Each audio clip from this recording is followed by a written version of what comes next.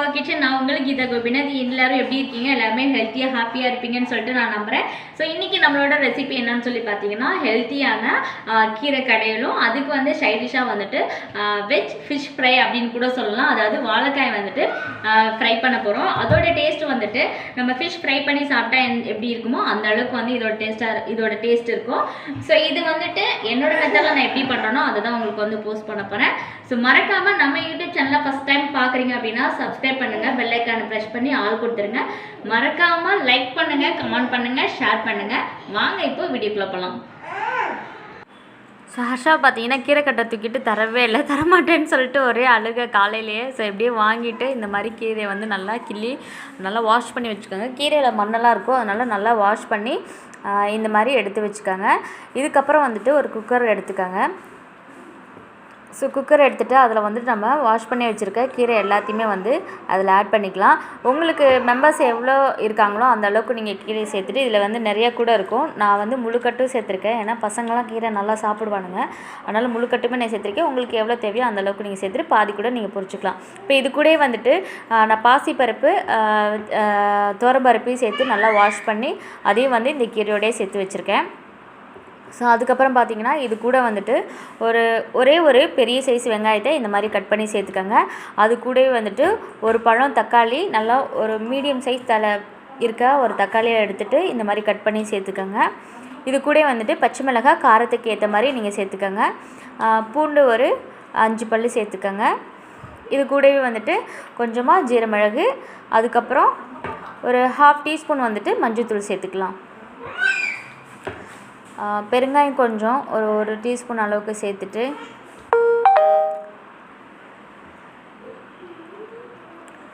தேவையான அளவுக்கு தண்ணி ஊற்றி நம்ம விசில் வச்சிடலாம்.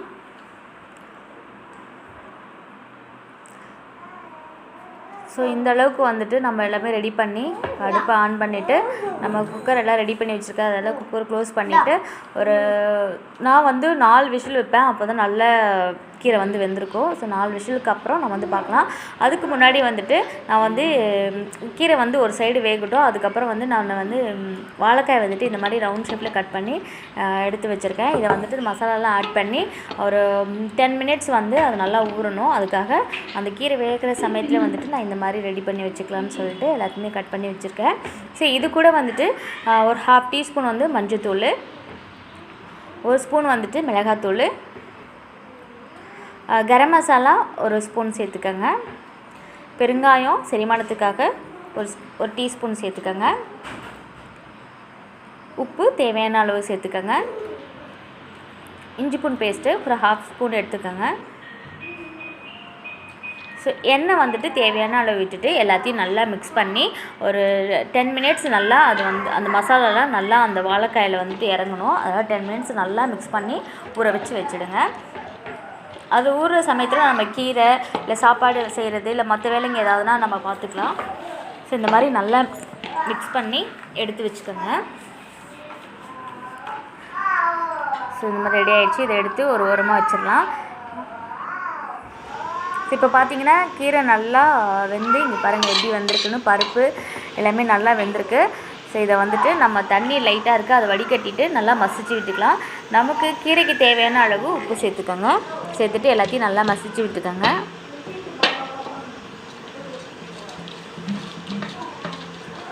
ஸோ கீரை வந்துட்டு என் பசங்க ரொம்ப விரும்பி சாப்பிடுவாங்க, எங்களுக்கும் ரொம்ப பிடிக்கும். கீரை வந்து ரொம்பவே நல்லது. வாரத்துக்கு ஒரு டைம் ஆச்சு நான் கீரை செஞ்சுடுவேன். ஸோ இந்த மாதிரி நல்லா மசிச்சுட்டு இப்போ அதே குக்கரில் நான் அந்த கீரையை வேறில் மாற்றிட்டு அதே குக்கரில் வந்துட்டு குக்கர் நல்லா சூடானதும் தேவையான அளவு எண்ணெய் ஊற்றிட்டு கடுகு உளுந்தம் பருப்பு தேவையான அளவு சேர்த்துக்கோங்க. கடுகு நல்லா பொரிஞ்சதும் ஒரு 2 வரமிளகாயை கிள்ளி இது கூட சேர்த்துக்கோங்க.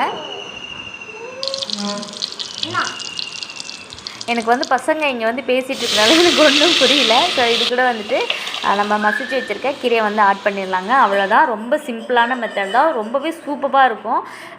கீரை எல்லாருமே செஞ்சு சாப்பிட்ருப்போம், இது மாதிரியும் செஞ்சு சாப்பிட்ருப்பீங்க. பட் என்னோடய மெத்தடெலாம் நான் இப்படி தான் செய்வேன்றதை உங்களுக்கு வந்து அதுக்கப்புறம் வந்துட்டு ஒரு பக்கத்தில் வந்துட்டு அந்த கீரை வந்து 5 மினிட்ஸ் நல்லா கொதிக்கட்டும். பக்கத்தில் வந்துட்டு ஒரு பேன் எடுத்துகிட்டு பேன் நல்லா சூடான பிறகு நம்ம அந்த மசாலாலாம் போட்டு வச்சுருக்க பார்த்தீங்களா, அதை வந்து பொரிச்சு எடுத்துடலாம்.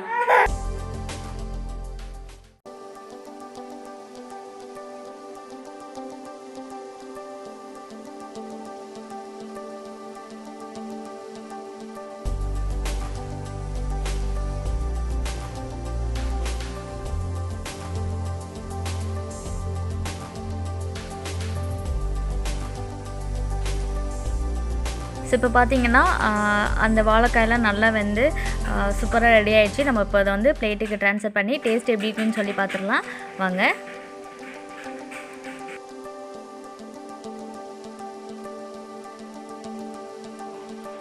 ஸோ நாங்கள் பிளேட்டில் வந்துட்டு கீரை இதெல்லாம் போட்டுட்டோம்.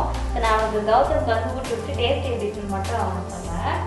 கௌதம் சொல்லுவான் டேஸ்ட் எப்படி இருக்குன்னு. கீரை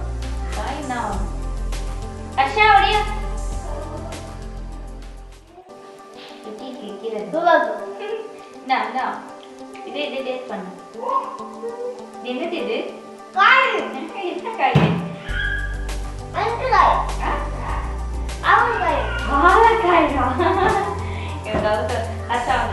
இதெல்லாம் கௌதம் அவராகவே சாப்பிட்றேன்னு சொல்லி சாப்பிட்டுட்டு இருக்காரு. ஸோ நாளைக்கு இன்னொரு வீடியோவில் வந்து உங்களை வந்து பார்க்குறேன் ஃப்ரெண்ட்ஸ். அது வரைக்கும் பாய் பாய் சொல்லு கௌதம்.